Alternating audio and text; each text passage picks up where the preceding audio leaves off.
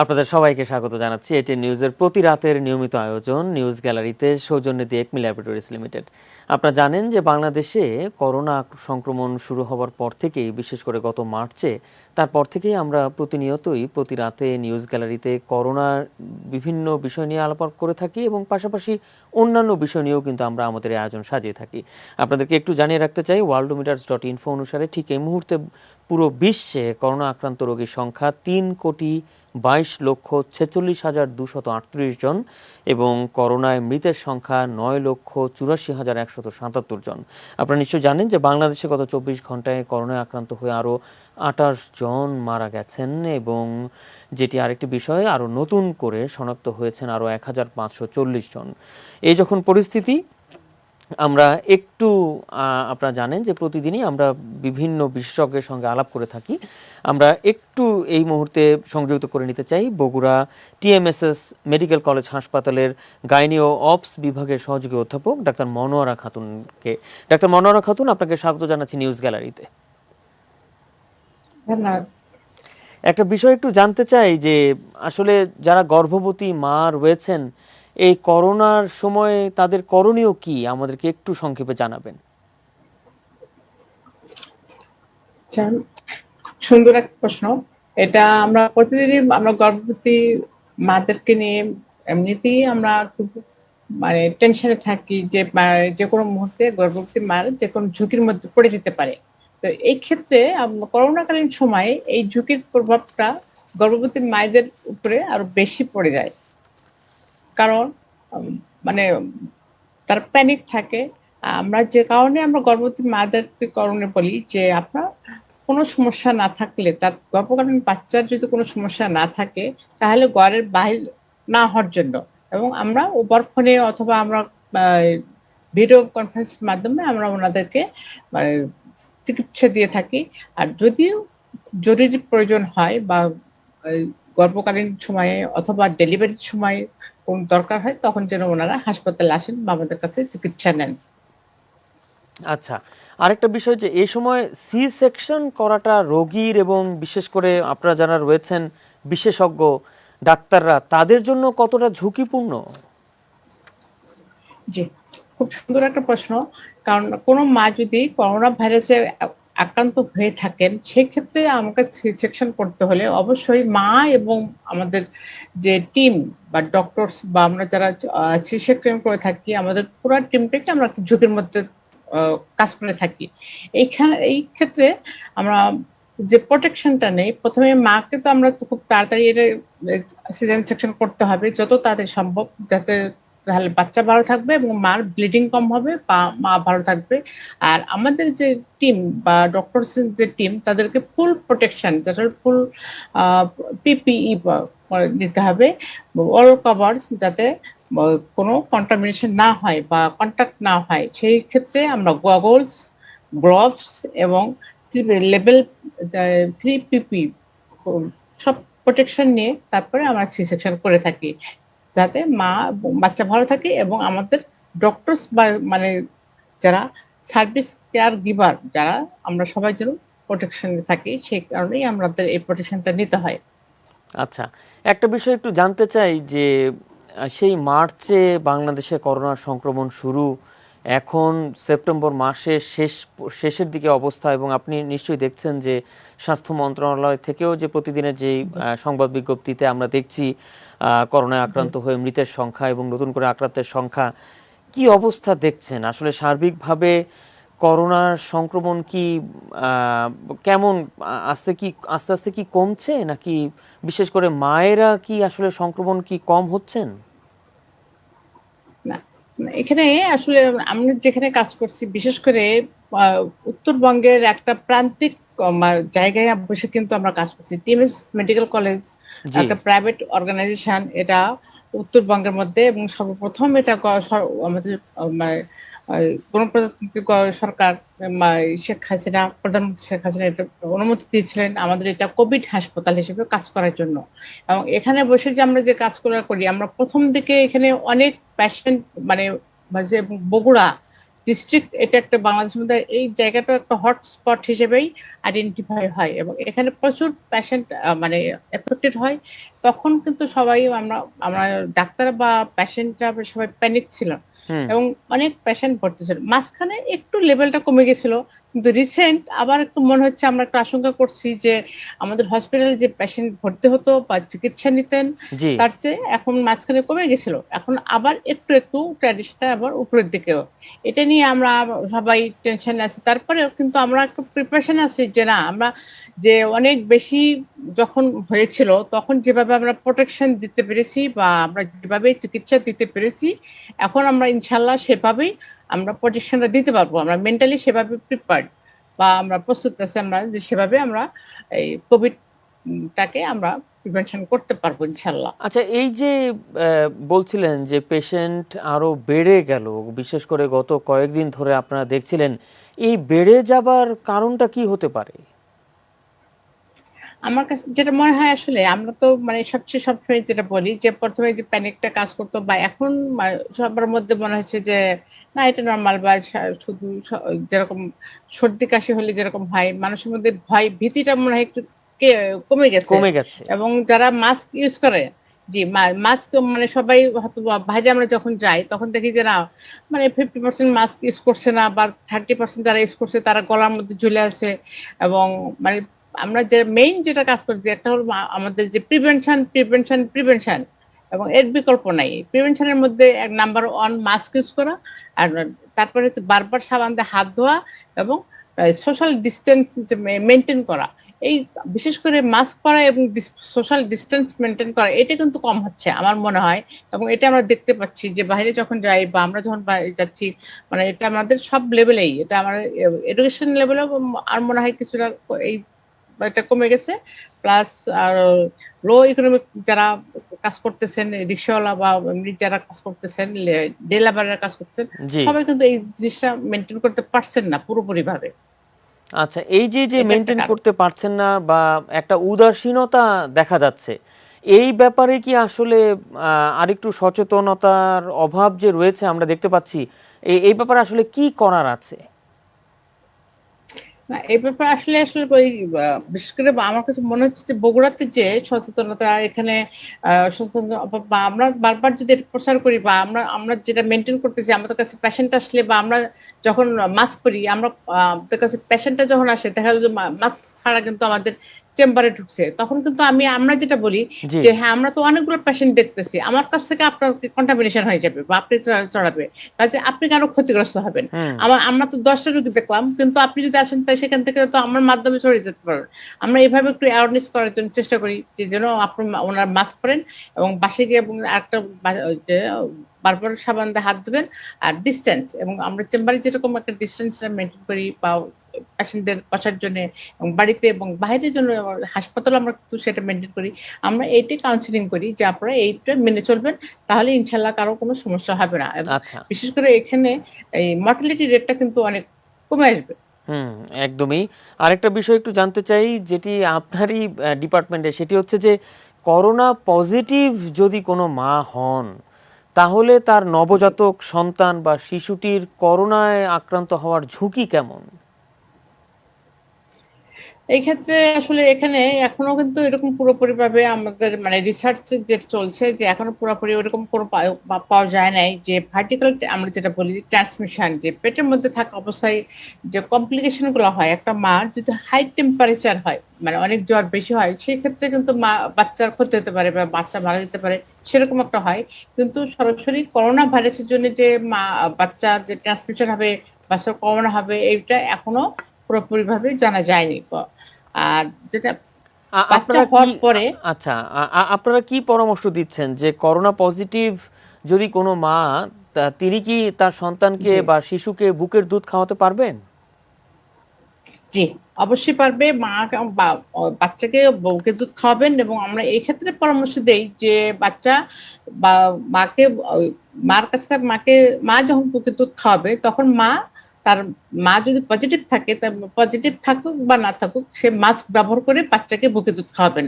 এবং আরো বাচ্চাকে যেই কোলে নেবেন সেও মাস্ক ব্যবহার করেন। ছোট বাচ্চারাও তাদেরও করোনা হতে পারে, অন্যভাবে কন্টামিনেশন হতে পারে। সেই জন্য অবশ্যই মা মাস্ক ব্যবহার করে বাচ্চাকে বুকে দুধ খাওয়াবেন। এই ক্ষেত্রে কোনো বাধা নেই। একদমই।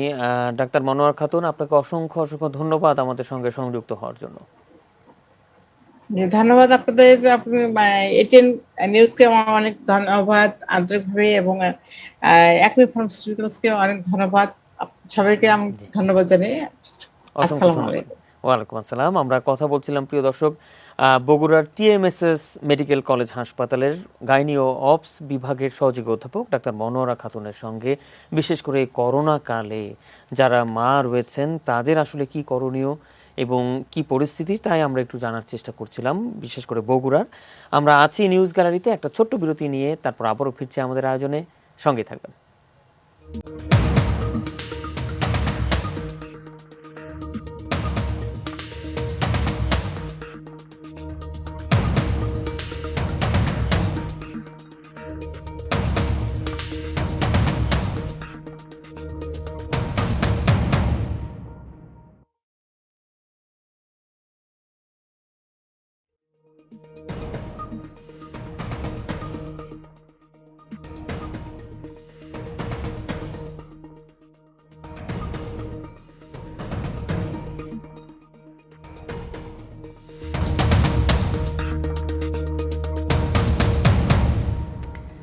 বিরতির পর আপনাদের সবাইকে আরও একবার স্বাগত জানাচ্ছি এটি নিউজের প্রতি রাতের নিয়মিত আয়োজন নিউজ গ্যালারিতে, সৌজন্য দিয়ে একমি ল্যাবরেটরিজ লিমিটেড।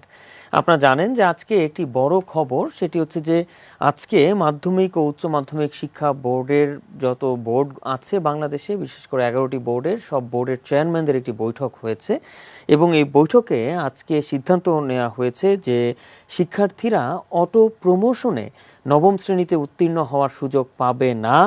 যে কোনো পদ্ধতিতে তাদের মূল্যায়ন করে তাদেরকে নবম শ্রেণীতে উত্তীর্ণ হতে হবে। তবে যদিও এইচএসসি পরীক্ষার ব্যাপারে কোনো সিদ্ধান্ত কিন্তু আসেনি, আমরা যতটুকু জানতে পেরেছি এই বিষয়গুলো। এবং আরও যে বিষয় সেটি হচ্ছে যে বেশ কিছু বিষয় আসলে সিদ্ধান্ত নেওয়া হয়েছে যে অষ্টম শ্রেণীর যেগুলো পড়ানো সম্ভব হবে না বা হয়নি, সেগুলো যখন কোনো শিক্ষার্থী নবম শ্রেণীতে উত্তীর্ণ হবে, তাকে মূল্যায়ন করার পরে তখন সেগুলো সংযোগ করে নবম শ্রেণীর সঙ্গে দেয়া হবে, যাতে করে এগুলো কাভার করতে পারে। মোটামুটি কেমন হবে বিষয়গুলো বা শিক্ষকরাই বা কীভাবে দেখছেন এই বিষয়গুলোকে, তাই আমরা একটু জানার চেষ্টা করব। ঠিক এই মুহূর্তে আমাদের সঙ্গে সংযুক্ত করে নিচ্ছি সেন্ট জোসেফ স্কুল অ্যান্ড কলেজের বাংলা বিভাগের প্রভাষক হুমায়ুন কবিরকে। জনাব হুমায়ুন কবির, আপনাকে স্বাগত জানাচ্ছি নিউজ গ্যালারিতে।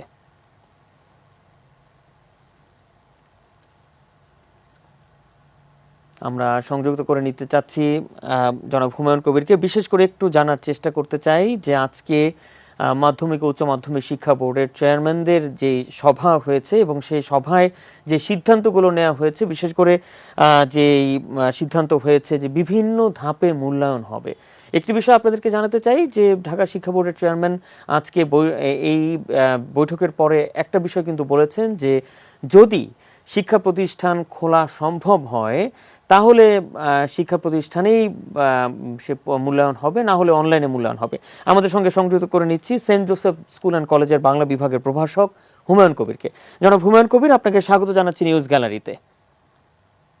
ধন্যবাদ আপনাকে। একটা বিষয় একটু জানতে চাই যে আজকে তো সারা দেশের যে বিভিন্ন বোর্ডের যে চেয়ারম্যান রয়েছেন তাদের চেয়ারম্যানদের একটি সভা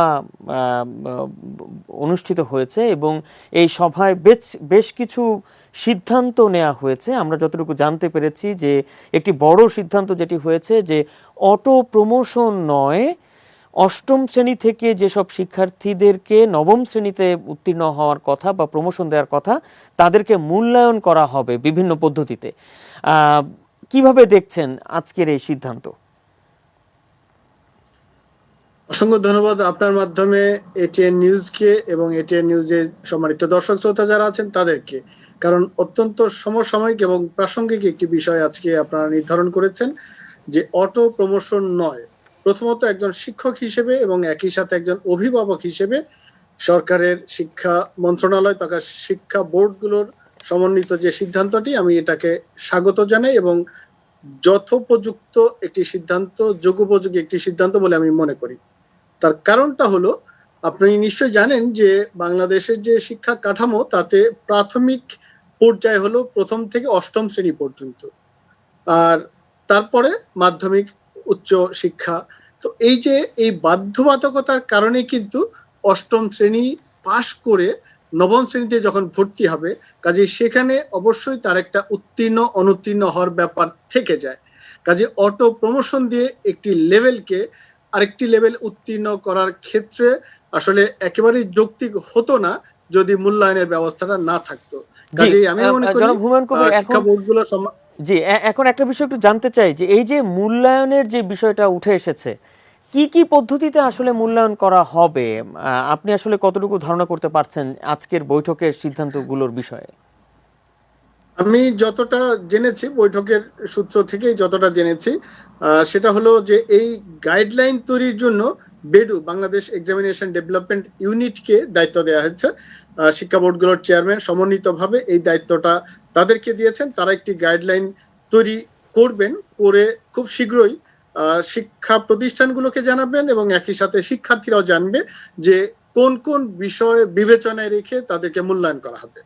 আচ্ছা, এই বিষয়ে কিন্তু খুব শীঘ্রই একটি গাইডলাইন বেডু কিন্তু কিছু কিছু বিষয় তো জনাব হুমায়ুন কবির আমরা তো দেখতে পাচ্ছি, বিশেষ করে একটি কথা উঠে এসেছে আজকে, যে সেটি হচ্ছে যে এমনটাও বলা হয়েছে যে মূল্যায়নের জন্য 15 মার্চ পর্যন্ত ক্লাস, সংসদ, টিভির মাধ্যমে এবং অনলাইন ক্লাসকে সংসদ টিভির মাধ্যমে যে ক্লাসগুলো নেওয়া হয়েছে সেসবের ভিত্তিতে একটি মূল্যায়ন হতে পারে, অথবা যদি শিক্ষা প্রতিষ্ঠান খোলা হয় তাহলে ক্লাসে মূল্যায়নের ব্যবস্থা হতে পারে, অথবা অনলাইনের মাধ্যমে মূল্যায়ন হতে পারে। আমার একটি প্রশ্ন, যে এই যে মূল্যায়নের জন্য 15 মার্চ পর্যন্ত যে একটি সময়সীমার যে বিষয়টি উঠে এসেছে, এই বিষয়টিকে কিভাবে দেখছেন? দেখুন, বিষয়টি হলো, একজন শিক্ষক হিসেবে অবশ্যই যেটা আমি বলবো, আমি চাইবো সেটা হলো কোনোভাবেই এমন কোনো সিদ্ধান্ত নেওয়া যাবে না যেটা শিক্ষার্থীদের উপর নিপীড়নমূলক হয়। অর্থাৎ ওদেরকে যে সিলেবাসটুক পড়ানো হয়নি, যে পাঠ্য ক্রম যতটুক তাদেরকে কভার করা হয়নি, সেই বিষয়ে পরীক্ষা নেওয়া তো একেবারেই অযৌক্তিক। তো নিশ্চয়ই বেডু এ ধরনের সুপারিশ করবে না। আমার ধারণা, আমার বিশ্বাস যে শিক্ষা প্রতিষ্ঠানে যে ক্লাস হয়নি যথাযথভাবে, অনলাইনে যতটুকু ক্লাস তারা নেওয়ার চেষ্টা করেছে, সংসদ টিভি বা কিশোর বাতায়ন যেভাবে নেওয়ার চেষ্টা করেছে, এটা কিন্তু আসলে পূর্ণাঙ্গভাবে সিলেবাস শেষ করা হয়নি। তো আমি যেটা চাইবো যে অবশ্যই যতটুকু পাঠদান করা হয়েছে, যে অংশটুকু কভার করা হয়েছে, সেই অংশের উপর ভিত্তি করে তাদের মূল্যায়নটা করা হবে, যাতে কোনোভাবেই নিবর্তনমূলক বা নিপীড়নমূলক কোনো সিদ্ধান্ত শিক্ষার্থীদের উপরে না আসে। আচ্ছা, আর সেক্ষেত্রে আমি এটুকু বলতে চাই যে সারা দেশের সকল শিক্ষা প্রতিষ্ঠানের জন্য একই সিলেবাস নির্ধারণ করে দেয়া, একই বিষয়ের একই মানদণ্ড নির্ধারণ করে দেয়া খুব বেশি যৌক্তিক হবে বলে আমার মনে হয় না। কারণ গ্রামের কিছু শিক্ষা প্রতিষ্ঠান আছে যারা পর্যাপ্ত পাঠদান করতে পারেনি, বা শিক্ষার্থীরা ওভাবে অংশগ্রহণ করতে পারেনি, তেমন সুবিধাভোগী না তারা। কাজেই ঢাকা শহরের যে শিক্ষার্থীটি সিলেবাস শেষ করেছে বা সব সুযোগ সুবিধা পেয়েছে, ক্লাসগুলো করতে পেরেছে, গ্রামের শিক্ষার্থী হয়তো অনেকেই সেটা পারেনি। কাজে এই সিলেবাসটুক যদি ওদের উপর ওভাবে চাপিয়ে দেওয়া হয়, তাহলে সেটা ওদের জন্য কষ্টকর, একই সাথে ওদের জন্য এটা একটা বোঝা হয়ে যাবে। কাজে আমি মনে করি যে শিক্ষা প্রতিষ্ঠান যারা পরিচালনা করছেন, সম্মানিত ক্লাস টিচার যারা আছেন, শিক্ষা প্রতিষ্ঠান প্রধান আছেন, তারাই ভালো মতো বুঝবেন যে আমার শিক্ষা প্রতিষ্ঠানের এই জেএসসি জেডিসি স্টুডেন্টদের সিলেবাস আমরা কতটুকু শেষ করতে পেরেছি। তারাই বসে সিদ্ধান্ত নেবেন যে আমরা কোন ক্রাইটেরিয়াতে কিভাবে তাদের কতটুকু নম্বরের ভিত্তিতে মূল্যায়ন করব। জনাব হুমায়ুন কবির, একটা বিষয় দিতে হবে, একটা বিষয় একটু জানতে চাই যে আপনি যেমনটা বলছিলেন যে আসলে শহরের যেসব শিক্ষার্থী রয়েছেন তারা তো আসলে অনেক সুবিধা পাচ্ছেন, ইন্টারনেটের যে সুবিধা তাও পাচ্ছেন, অনলাইন ক্লাস করছেন, কিন্তু প্রত্যন্ত গ্রামের যেসব শিক্ষার্থী রয়েছেন তারা তো আসলে অনেকটা পিছিয়ে আছেন। বা জেলা শহরগুলো বা উপজেলার কথাগুলো আমরা বলছি, ঢাকা শহরের বাইরের যেসব শিক্ষার্থী রয়েছেন তাদের কথা বলছি, তাদের ক্ষেত্রে আসলে করণীয় কি? তারা তো তাদের সঙ্গে এবং শহরের শিক্ষার্থীদের সঙ্গে কি একটি পার্থক্য কি তৈরি হচ্ছে না? পার্থক্য তো অবশ্যই, আমি এটাকে বৈষম্যই বলবো, যে একটি বৈষম্য কিন্তু তৈরি হয়ে গেছে, রীতিমতো একটি বৈষম্য তৈরি হয়ে গেছে। আমি গ্রামের কিছু স্কুলে খোঁজ খবর নিয়েছি, যখন গ্রামে গেছি দেখেছি যে আমরা শহরে যতটা সুবিধাভোগী আছি শিক্ষার্থীরা, শিক্ষকরা, গ্রামে কিন্তু মোটেও ওইভাবে ক্লাসও হচ্ছে না এবং তারা সেই সুযোগ সুবিধাগুলো পাচ্ছে না, ফলে এক্ষেত্রে তারা করণীয় একটা কি? বৈষম্যের শিকার। করণীয়, আমি এর আগেও আপনাদের এটিএন নিউজের মধ্য দিয়ে মাধ্যমে আমি একটি ব্যক্তিগত ভাবে শিক্ষক হিসেবে একটি প্রস্তাবনা রেখেছিলাম যে এনসিটিবি অবশ্যই এক্ষেত্রে একটি মাস্টার প্ল্যান তৈরি করতে পারে, যে কতটুকু সিলেবাস এই জেডিসি জেএসসি তে অসম্পূর্ণ থেকে গেল, সেটা নবম শ্রেণীতে যখন উঠবে ওই কারিকুলামটাকে তাদের কনসাইজ করে মাস্টার প্ল্যান আকারে জানিয়ে দেয়া যে এই সিলেবাসটুকু তোমাদের কভার হয়েছে, এইটুকু তোমাদের হয়নি। ফলে নবম শ্রেণীতে শিক্ষকরাও জানবেন যে এই অষ্টম শ্রেণীর এই অংশটুকু নতুন করে তাদেরকে একটু পড়িয়ে নিতে হবে, ঝালাই করে নিতে হবে, কারণ না হলে হয়তো অনেক টপিক আছে যেগুলো তারা বুঝবে না। ফলে অষ্টম শ্রেণীতে যে অংশটুকু অসম্পূর্ণ থেকে যাচ্ছে, ইনকমপ্লিট থাকছে, সেটা পরিকল্পনা তৈরি করে শিক্ষকদেরকেও জানিয়ে দেওয়া হোক, শিক্ষার্থীদেরকেও জানিয়ে দেওয়া হোক যে তোমার কিন্তু এই অংশটুকু অসম্পূর্ণ ছিল অষ্টম শ্রেণীতে,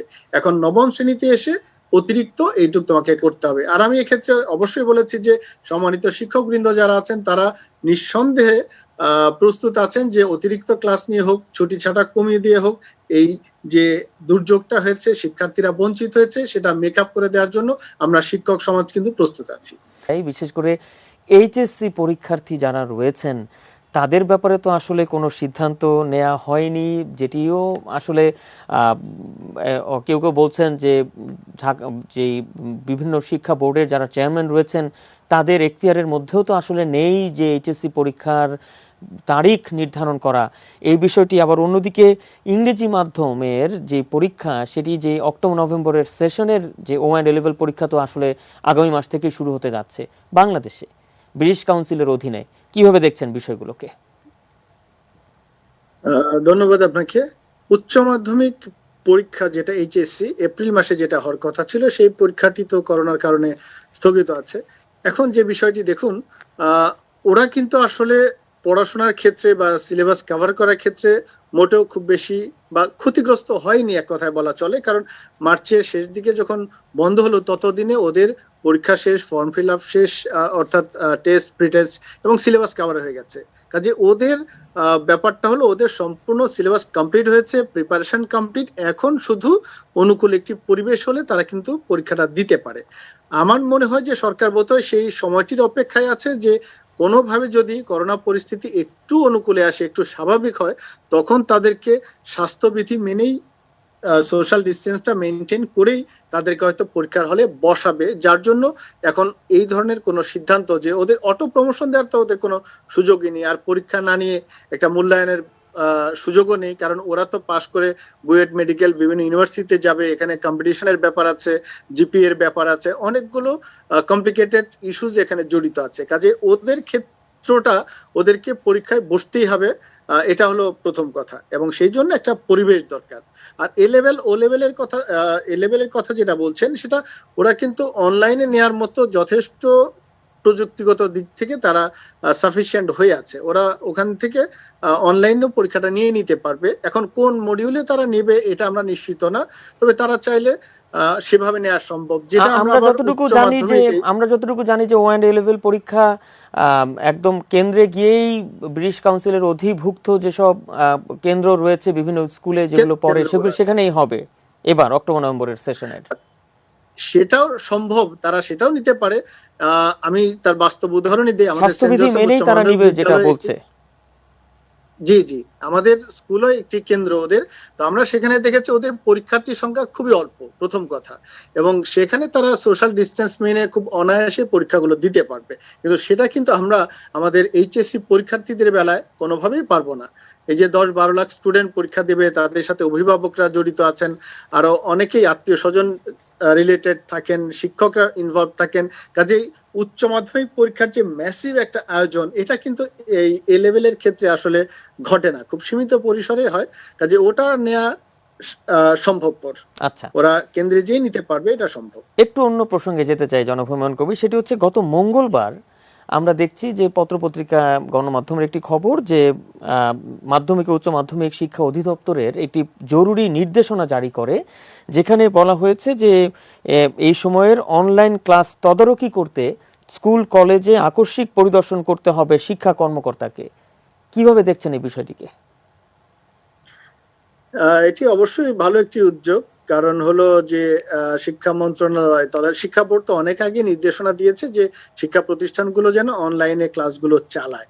এখন কে কতটা চালাচ্ছেন এটা এতদিন মনিটরের আওতায় ছিল না। এখন এই উদ্যোগটা নেওয়ার ফলে অবশ্যই আমি মনে করি যে এই অনলাইন ক্লাসগুলো আরো একটু জোরদার হবে। শিক্ষক শিক্ষিকা যারা আছেন, প্রতিষ্ঠান প্রধান, তারাও সচেতন হবেন যে যেহেতু মনিটরিং এর একটা ব্যবস্থা সিদ্ধান্ত হয়েছে, সেক্ষেত্রে আরো গুরুত্বের সাথে তারা এই ক্লাসগুলো শিক্ষার্থীদেরকে ইনভলভ করে করানোর চেষ্টা করবেন। এর সাথে আরেকটি বিষয় যেটা অ্যাড করতে চাই, সেটা আপনারা নিশ্চয়ই জানেন যে অক্টোবরে, আগামী মাসের 3 তারিখ থেকেই ওই প্রথম বর্ষে যারা একাদশ শ্রেণীতে ভর্তি হলো তাদের ক্লাস সরকার সিদ্ধান্ত নিয়েছে অনলাইনে শুরু করবে। এই জন্য এটার কারণেও আরেকটু তদারকি হয়তো হতে পারে যে প্রতিষ্ঠানগুলো আসলে কতটা ক্যাপাবল, প্রযুক্তিগত দিক থেকে, শিক্ষকদের ইনভলভমেন্টের দিক থেকে কতটা সক্রিয় আছেন, এটা যাচাইয়ের একটা ব্যাপার থাকতে পারে, যেহেতু সারা দেশে ফার্স্ট ইয়ারের ক্লাসটা অনলাইনেই সরকার শুরু করতে যাচ্ছে। এই জন্য এই উদ্যোগটা হয়ে থাকতে পারে এবং সেটা অবশ্যই সাধুবাদ জানানোর। জি, আমরাও সাধুবাদ জানাই। একটু অন্য প্রসঙ্গে যাই, সেটি হচ্ছে যে আরেকটি বিষয় তো আজকে যদিও পঞ্চম, ষষ্ঠ ও সপ্তম শ্রেণীর বিষয়ে পরবর্তী বৈঠকে সিদ্ধান্ত নেওয়া হবে বলে জানা গেছে, এবং আজকের বৈঠকে আরেকটি বিষয় বলা হয়েছে যে অষ্টম শ্রেণীর যেগুলো পড়ানো সম্ভব হবে না তা নবম শ্রেণীর সঙ্গে সংযোগ করে দেয়া হবে। এই যে নবম শ্রেণীর সঙ্গে সংযোগ করে দেয়া হবে, আসলে নবম শ্রেণীর যে পড়াশোনা সেটিও তো পুরো বছর জুড়ে একটি লেসন প্ল্যান থাকে, শিক্ষকদের একটি প্ল্যানিং থাকে, সিলেবাসের একটি বিষয় থাকে। কাভার করা কতটুকু সম্ভব বা মেকআপ করা কতটুকু সম্ভব? চমৎকার চমৎকার প্রশ্ন করেছেন। এবং এই পয়েন্টটি কিন্তু আমি একটু আগে মেনশন করলাম যে আপনাদের আরেকটি টক শোতে এটিএন নিউজে আমি এই প্রসঙ্গটি বলেছিলাম যে কারিকুলাম আপনারা জানেন যে দু ধরনের, একটা হলো স্পাইরাল কারিকুলাম আর একটা হলো স্টেপ কারিকুলাম। তো স্টেপ কারিকুলাম মিন্স যে শিখন ফলটা অষ্টম শ্রেণীতে শিখলো, নবম শ্রেণীতে যে দশমে যে ওই শিখন ফলটা আর তার থাকে না, এটা হলো স্টেপ কারিকুলাম, যে একটা লেসন ওই শ্রেণীতে শেষ। আর স্পাইরাল কারিকুলামটা হলো যে নবম শ্রেণীতে একটা টপিক দিয়ে ওই শিখন ফলটা শিখিয়ে দিল, আবার দশম একাদশে যে অন্য আরেকটা টপিকের মধ্যে দিয়ে ওই শিখন ফলটাই শিখাবে। এটা কন্টিনিউয়াস স্পাইরালের মতো পেঁচানো থাকে। তো যে কাজটা তারা করবে মনে হচ্ছে সেটা হলো যে অষ্টম শ্রেণীতে যে শিখন ফলগুলো নবম শ্রেণীতেও আছে, সেই শিখন ফলগুলোকে নবম শ্রেণীতে রেখে দিবে। মানে অষ্টম শ্রেণীতে হলো না, সেটা নবম শ্রেণীতে মেকআপ করার সময় অটোমেটিক্যালি লিঙ্ক আপ করে দেওয়া যাবে যে দেখো এই লার্নিং আউটকামসটা, সাপোজ ধরুন দেশপ্রেম, দেশপ্রেমের একটি কবিতা অষ্টম শ্রেণীতেও আছে, নবম শ্রেণীতেও আছে।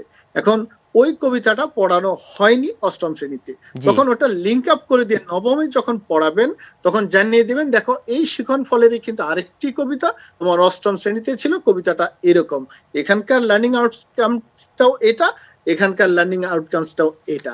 ফলে টিচারের জন্য এটা কিন্তু মোটেও কঠিন কোনো বিষয় হবে না। যে সিলেবাস অনেকে হয়তো মনে করতে পারে, যারা কারিকুলাম সম্পর্কে আইডিয়া নেই, মনে করতে পারে যে নাইনেই তো অনেক বড় একটা সিলেবাস, অষ্টম একটা যদি আবার ওর সাথে যে মিলে যায় তাহলে এটা কিভাবে কভার করা সম্ভব। আসলে মোটেও ব্যাপারটা কিন্তু জটিল কিছু না। ওই স্পাইরাল কারিকুলামের মতো ওই শিখন ফলের ভিত্তিতে কারিকুলামটা হবে, লার্নিং আউটকামস এর ভিত্তিতে, যে কমন যে লার্নিং আউটকামস গুলো ওই টপিক গুলো ম্যাচ করিয়ে দেয়া।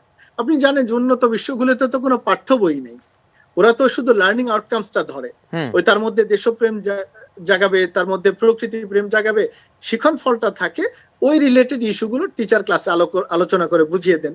একইভাবে এখানেও টিচার ক্লাসে যে ওই নবম শ্রেণীতে যে টপিকটা আছে সেটা পড়াবেন, তার সাথে প্রিভিয়াস টপিকটা মিলিয়ে দিয়ে আলোচনা করে বুঝিয়ে দেবেন যে আসলে বিষয়টা কিন্তু একই দুই জায়গাতেই, তাহলে ওর জন্য সুবিধা হয়ে যাবে। তাহলে আপনি মনে করছেন যে আসলে এটা মেকআপ করা সম্ভব?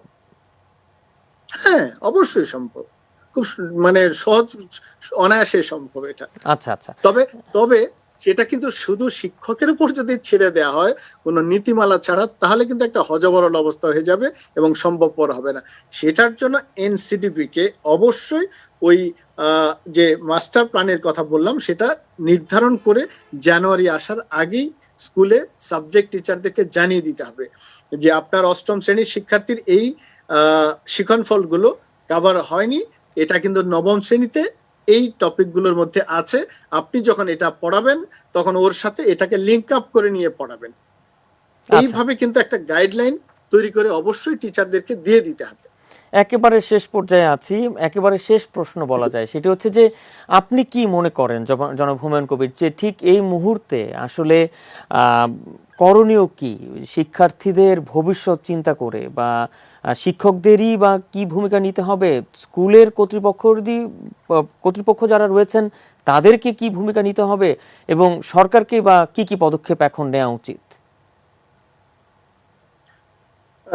আমি ব্যক্তিগতভাবে এই মুহূর্তে যেটা মনে করছি যে জীবিকার তাগিদে, জীবনের প্রয়োজনে তো আমরা করোনা পরিস্থিতিকে অনেকটা চ্যালেঞ্জ নিয়েই আমরা মাঠে নেমেছি, অফিস আদালত করছি, কাজকর্ম করছি, শুধু শিক্ষা প্রতিষ্ঠানটাই কিন্তু বন্ধ আছে মূলত, ওরা ক্লাসে যেতে পারছে না এবং এতে অনেক ধরনের নেতিবাচক প্রভাব পড়ছে, যেমন শিক্ষার্থীদের উপর, অভিভাবকদের উপর, এবং অনলাইনে যে ক্লাসগুলো হচ্ছে এটা কিন্তু প্রথম দিকে বেশ ভালোই ছিল, এটার এখন বেশ কিছু নেতিবাচক দিক ইতোমধ্যে এসে গেছে, যে সারাক্ষণ একটা ডিভাইসের সামনে, মোবাইলের সামনে বসে থেকে থেকে অনেকে অসুস্থ হয়ে যাচ্ছে, ছোট ছোট বাচ্চারা, আবার অনেকে এটা অ্যাবিউজ করছে, মিসইউজ করছে এই ইলেকট্রনিক্স ডিভাইসকে, ফলে নানা দিক থেকে কিছু নেতিবাচকতা এসে গেছে। তো সেটা পরিপূর্ণভাবে মনিটর করা, নিয়ন্ত্রণ করা ডিফিকাল্ট।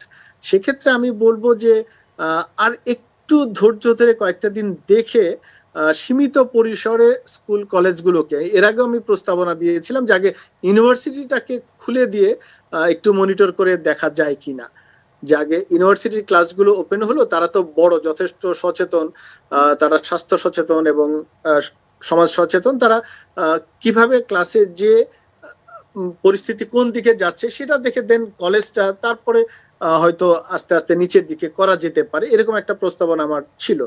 যে একদম টোটাল এতদিন ধরে বন্ধ না রেখে এখন মনে হয় যে একটু ঝুঁকি নিয়ে হলেও ইউনিভার্সিটি লেভেলগুলো, বুয়েট মেডিকেল ইউনিভার্সিটি, এটা ওপেন করে দিয়ে তারপরে ধাপে ধাপে যদি নিচের দিকে আসা যায়, এই জিনিসটা করা যেতে পারে কিনা। ইতিমধ্যে মন্ত্রী পরিষদ থেকে তো আপনি জেনেছেন যে শিক্ষা মন্ত্রণালয়কে দায়িত্ব দিয়ে দেওয়া হয়েছে, তারা চাইলে প্রতিষ্ঠান খুলে দেওয়ার সিদ্ধান্ত নিতে পারেন। তো সেক্ষেত্রে আমার মনে হয় যে হয়তো নেবেন তারা, আমি শিক্ষক হিসেবে এটাই চাচ্ছি যে ধাপে ধাপে এখন আসলে খুলে দেওয়া উচিত মনে হয়। অসংখ্য অসংখ্য ধন্যবাদ জনাব হুমায়ুন কবির আমাদেরকে সময় দেওয়ার জন্য। অসংখ্য ধন্যবাদ আপনাকে এবং এটিএন নিউজকে। আমরা কথা বলছিলাম সেন্ট জোসেফ স্কুল অ্যান্ড কলেজের বাংলা বিভাগের প্রভাষক জনাব হুমায়ুন কবিরের সঙ্গে। প্রিয় দর্শক, আমরা এরই সঙ্গে শেষ করছি আমাদের আজকের নিউজ গ্যালারি। আপনারা সবাই ভালো থাকবেন, সুস্থ থাকবেন, এটি নিউজের সাথেই থাকবেন।